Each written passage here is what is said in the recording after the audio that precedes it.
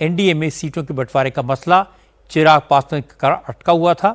आज बीजेपी की तरफ से काफ़ी कोशिश हुई। केंद्रीय मंत्री नित्यानंद राय को दिल्ली में चिराग के घर भेजा गया। चिराग को पता चला कि नित्यानंद राय आ रहे हैं तो वो उनके पहुंचने से पहले ही घर से निकल गए। नित्यानंद राय चिराग की मां से दुआ सलाम करके लौट गए और इसके बाद चिराग से फिर बात की गई। चिराग नित्यानंद राय से मिलने को राजी हुए।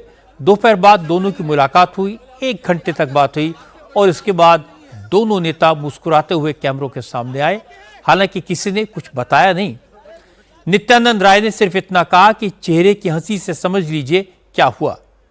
चिराग पासवान ने भी कहा सब कुछ अच्छा है, टेंशन वाली कोई बात नहीं है। हम दोनों के चेहरे की मुस्कुराहट ही सारी बयां है, कहानी है, सब कुछ सकारात्मक है। समय से सब कुछ आपको चिराग जी बताएंगे। बस इन्होंने बता दिया कि सकारात्मक है। अब एक बार सारी चीजें इत्मीनान से बैठ के बताई जाए। अभी ये खबर आई है कि कुछ देर पहले नित्यानंद राय और धर्मेंद्र प्रधान फिर से चिराग पासवान से मिलने उनके घर गए हैं। अब सबकी निगाहें चिराग पासवान पर हैं। सवाल यह है कि बीजेपी ने चिराग को कितनी सीटों का ऑफर दिया और बात कितनी सीटों पर फाइनल हुई। इस पर ज्यादा जानकारी के लिए चलते हैं इंडिया टीवी के पॉलिटिकल एडिटर देवेंद्र पाराशर के पास। देवेंद्र, कल आप कह रहे थे कि चिराग पासवान 43 सीटों की मांग कर रहे हैं, आज क्या डेवलपमेंट है?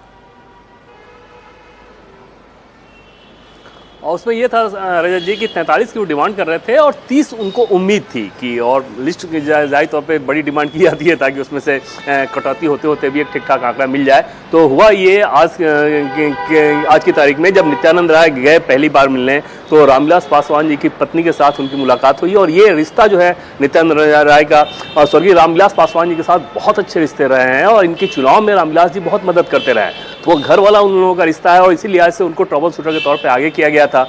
उन्होंने उनके माँ से ये सारी बातचीत की और उसके बाद उन्होंने चिराग पासवान को उनकी माँ ने बोला। फिर दोपहर की जो मुलाकात हुई उस मुलाकात में बीजेपी 20-22 का जो आंकड़ा था उससे थोड़ा आगे बढ़ना शुरू हुई और चिराग पासवान जो कि 30 उम्मीद कर रहे थे उससे वो नीचे आना शुरू हुए।